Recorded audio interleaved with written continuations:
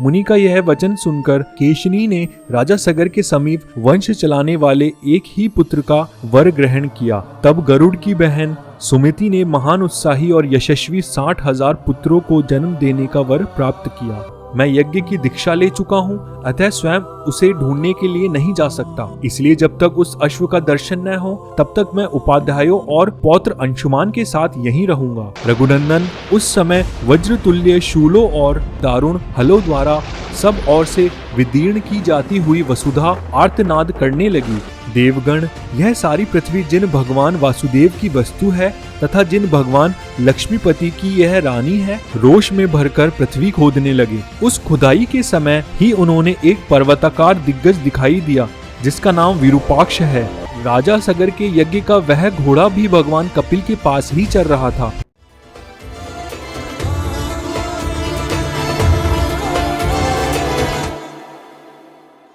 जय श्री राम मित्रों, आपका बहुत बहुत स्वागत है आपके अपने चैनल कथा अनंता में। तो आज के वीडियो में हम वाल्मीकि कृत रामायण के बाल कांड के 38, 39 और 40वें सर्ग की बात करेंगे। तो पिछले वीडियो में हमने देखा राजा हिमवान और मैना की पुत्रियां गंगा और उमा की कथा, और उसके बाद कैसे कार्तिकेय जी का जन्म हुआ। विश्वामित्र जी ने मधुर अक्षरों से युक्त वह कथा श्री राम को सुनाकर फिर उनसे दूसरा प्रसंग इस प्रकार कहा। वीर, पहले की बात है, अयोध्या में सगर नाम से एक प्रसिद्ध एक धर्मात्मा राजा राज्य करते थे। उन्हें कोई पुत्र नहीं था, अतः वे पुत्र प्राप्ति के लिए सदा उत्सुक रहा करते थे। श्री राम विदर्भ राजकुमारी केशिनी राजा सगर की ज्येष्ठ पत्नी थी। वह बड़ी धर्मात्मा और सत्यवादिनी थी। सगर की दूसरी पत्नी का नाम सुमति था। वह अरिष्ट नेमी कश्यप की पुत्री तथा गरुड़ की बहन थी। महाराज, सगर अपनी उन दोनों पत्नियों के साथ हिमालय पर्वत पर जाकर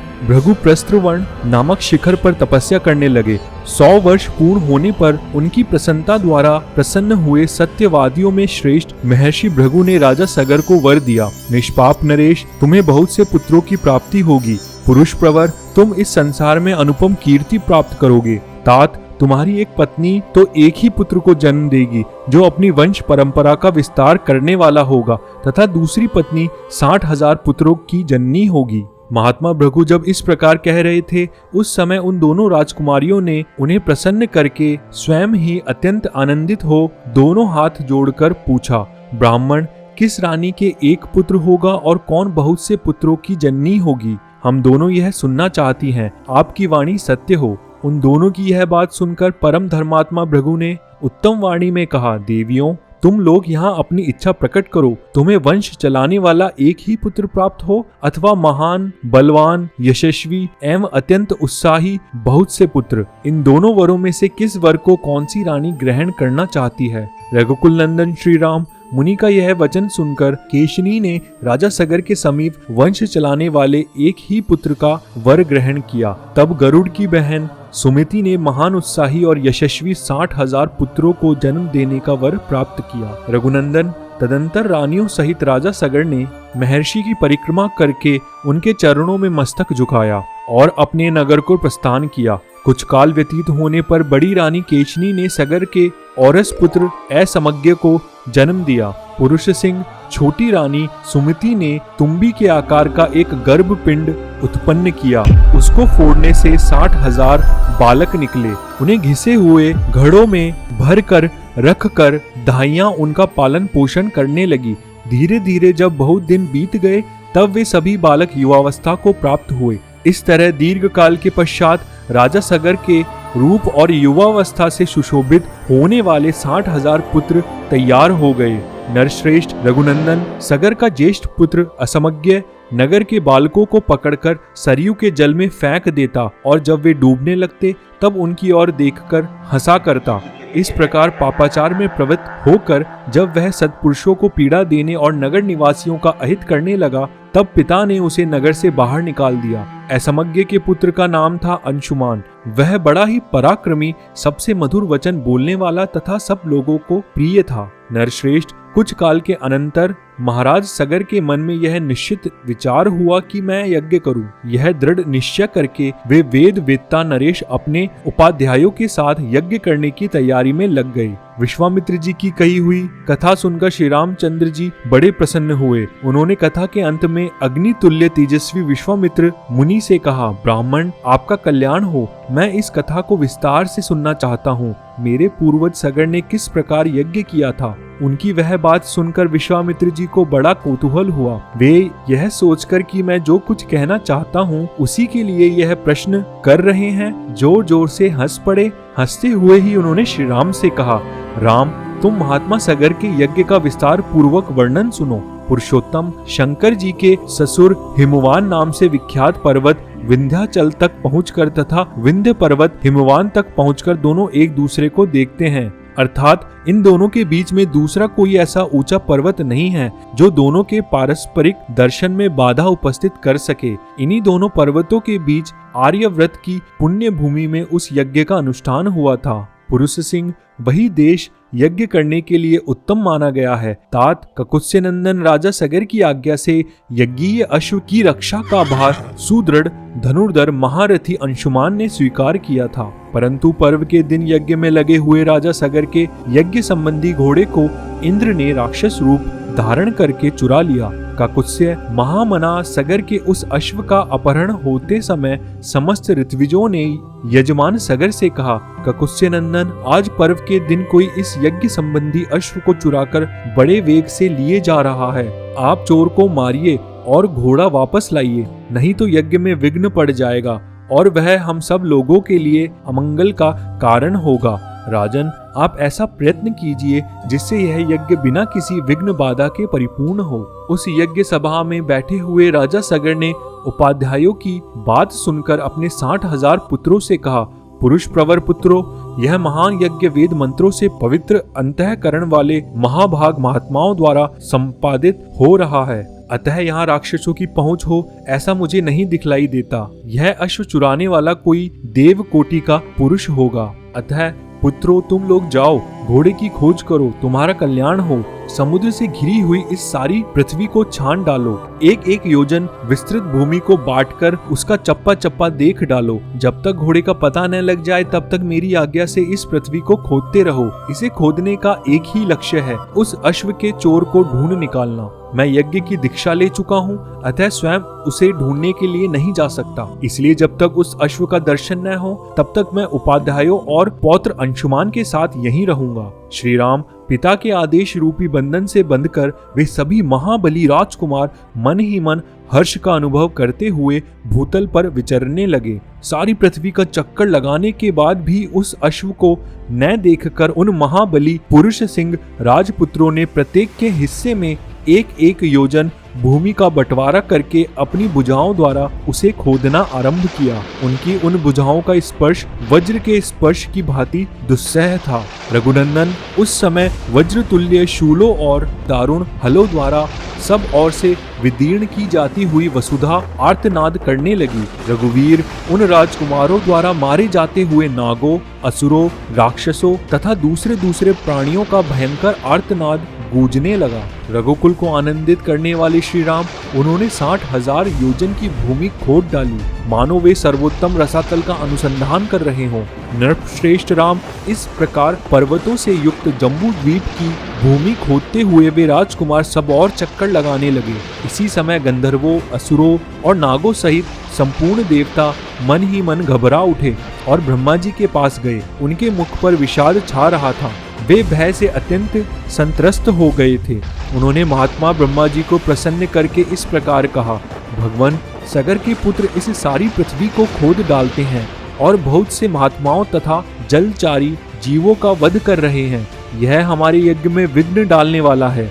यह हमारा अश्व चुराकर ले जाता है। ऐसा कहकर वे सगर के पुत्र समस्त प्राणियों की हिंसा कर रहे हैं। देवताओं की बात सुनकर भगवान ब्रह्मा जी ने कितने ही प्राणियों का अंत करने वाले सगर के पुत्रों के बल से मोहित एवं भयभीत हुए उन देवताओं से इस प्रकार कहा, देवगण, यह सारी पृथ्वी जिन भगवान वासुदेव की वस्तु है तथा जिन भगवान लक्ष्मीपति की यह रानी है, वे ही सर्वशक्तिमान भगवान श्री हरि कपिल मुनि का रूप धारण करके निरंतर इस पृथ्वी को धारण करते हैं। उनकी कोपाग्नि से ये सारे राजकुमार जलकर भस्म हो जाएंगे। पृथ्वी का यह भेदन सनातन है, प्रत्येक कल्प में अवश्य भावी है। अर्थात श्रुतियों और स्मृतियों में आए हुए सागर आदि शब्दों से यह बात सुस्पष्ट ज्ञात होती है। इसी प्रकार दूरदर्शी पुरुषों ने सगर के पुत्रों का भावी विनाश भी देखा ही है, अतः इस विषय में शोक करना अनुचित है। ब्रह्मा जी का यह कथन सुनकर शत्रुओं का दमन करने वाले 33 देवता बड़े हर्ष में भरकर जैसे आए थे उसी तरह पुनः लौट गए। सगर पुत्रों के हाथ से जब पृथ्वी खोदी जा रही थी उस समय उससे वज्रपात के समान बड़ा भयंकर शब्द होता था। इस तरह सारी पृथ्वी खोद कर तथा उसकी परिक्रमा करके वे सभी सगर पुत्र पिता के पास खाली हाथ लौट आए और बोले, पिताजी, हमने सारी पृथ्वी छान डाली, देवता, दानव, राक्षस, पिशाच और नाग आदि बड़े बड़े बलवान प्राणियों को मार डाला, फिर भी हमें न तो कहीं घोड़ा दिखाई दिया और न घोड़े का चुराने वाला ही। आपका भला हो, अब हम क्या करें? इस विषय में आप ही कोई उपाय सोचिए। रघुनंदन, पुत्रों का यह वचन सुनकर राजाओं में श्रेष्ठ सगर ने उनसे कुपित होकर कहा, जाओ फिर से सारी पृथ्वी खोदो और इस विदीर्ण करके घोड़े के चोर का पता लगाओ। चोर तक पहुंचकर काम पूरा होने पर ही लौटना। अपने महात्मा पिता सगर की यह आज्ञा शिरोधार्य करके वे 60,000 राजकुमार रसातल की ओर बढ़े, अर्थात रोष में भरकर पृथ्वी खोदने लगे। उस खुदाई के समय ही उन्होंने एक पर्वताकार दिग्गज दिखाई दिया जिसका नाम विरूपाक्ष है। वह इस भूतल को धारण किए हुए था। रघुनंदन, महान गजराज विरूपाक्ष ने पर्वत और वनों सहित इस संपूर्ण पृथ्वी को अपने मस्तक पर धारण कर रखा था। काकुत्स्य, वह महान दिग्गज जिस समय थककर विश्राम के लिए अपने मस्तक को इधर उधर हटाता था उस समय भूकंप होने लगता था। श्री राम पूर्व दिशा की रक्षा करने वाले विशाल गजराज विरूपाक्ष की परिक्रमा करके उसका सम्मान करते हुए वे सगर पुत्र रसातल का भेदन करके आगे बढ़े। पूर्व दिशा का भेदन करने के पश्चात वे पुनः दक्षिण दिशा की भूमि को खोदने लगे। दक्षिण दिशा में भी उन्हें एक महान दिग्गज दिखाई दिया। उसका नाम था महापद्य। महान पर्वत के समान ऊंचा वह विशालकाय गजराज अपने मस्तक पर पृथ्वी को धारण करता था। उसे देखकर उन राजकुमारों को बड़ा विस्मय हुआ। महात्मा सगर के वे 60,000 पुत्र उस दिग्गज की परिक्रमा करके पश्चिम दिशा की भूमि का भेदन करने लगे। पश्चिम दिशा में भी उन महाबली सगर पुत्रों ने महान पर्वताकार दिग्गज सोमनस का दर्शन किया। उसकी भी परिक्रमा करके उसका कुशल समाचार पूछकर वे सभी राजकुमार भूमि खोदते हुए उत्तर दिशा में पहुंचे। रघुश्रेष्ठ, उत्तर दिशा में उन्हें हिम के समान श्वेत भद्र नामक दिग्गज दिखाई दिया जो अपनी कल्याणमय शरीर से इस पृथ्वी को धारण किए हुए था। उसका कुशल समाचार पूछकर राजा सगर के वे सभी 60,000 पुत्र उसकी परिक्रमा करने के पश्चात भूमि खोदने के काम में जुट गए। तदंतर सुविख्यात पूर्वोत्तर दिशा में जाकर उन सगर कुमारों ने एक साथ होकर रोष पूर्वक पृथ्वी को खोदना आरंभ किया। इस बार उन सभी महामना, महाबली एवं भयानक वेगशाली राजकुमारों ने वहां सनातन वासुदेव स्वरूप भगवान कपिल को देखा। राजा सगर के यज्ञ का वह घोड़ा भी भगवान कपिल के पास ही चल रहा था। रघुनंदन, उसे देखकर उन सबको अनुपम हर्ष प्राप्त हुआ। भगवान कपिल को अपने यज्ञ में विघ्न डालने वाला जानकर उनकी आंखें क्रोध से लाल हो गई। उन्होंने अपने हाथों में खंती, हल और नाना प्रकार के वृक्ष एवं पत्थरों के टुकड़े ले रखे थे। वे अत्यंत रोष में भरकर उनकी ओर दौड़े और बोले, अरे खड़ा रह, तू ही हमारे यज्ञ के घोड़े को यहाँ चुरा लाया है। दुर्बुद्धे, अब हम आ गए, तू समझ ले हम महाराज सगर के पुत्र हैं। रघुनंदन, उनकी बात सुनकर भगवान कपिल को बड़ा रोष हुआ। उस रोष के आवेश में ही उनके मुंह से एक हुंकार निकल पड़ा। श्री राम, उस हुंकार के साथ ही उन अनंत प्रभावशाली महात्मा कपिल ने उन सभी सगर पुत्रों को जलाकर राख का ढेर कर दिया। तो आज की वीडियो में बस इतना ही। तो आज की वीडियो में हमने जाना कि यह घटना सतयुग की है, क्योंकि जो राजा सगर की छोटी रानी माता सुमति कश्यप की पुत्री और गरुड़ की बहन थी, और उनके जो 60,000 पुत्रों का वर्णन मिलता है उसे आज की modern technology test tube babies की तरह देखा जा सकता है। और कैसे उन 60,000 महाबली योद्धाओं ने इस पृथ्वी को न जाने कितने किलोमीटरों तक खोद दिया था और वह कैसे हुआ, इसका अंदाजा हम इस तरीके से लगा सकते हैं कि जितना हम समय में पीछे जाते जाएंगे उतना ही शरीर और आयु में वृद्धि होती जाती है। और अगर कलयुग में एक इंसान 22 साल में एक पूरे पर्वत को तोड़ सकता है, तो आप सोच सकते हैं अगर आपके पास हजारों साल हो और आपका शरीर भी उसी अनुसार बलशाली हो तो यह काम होने की संभावना बिल्कुल हो जाती है।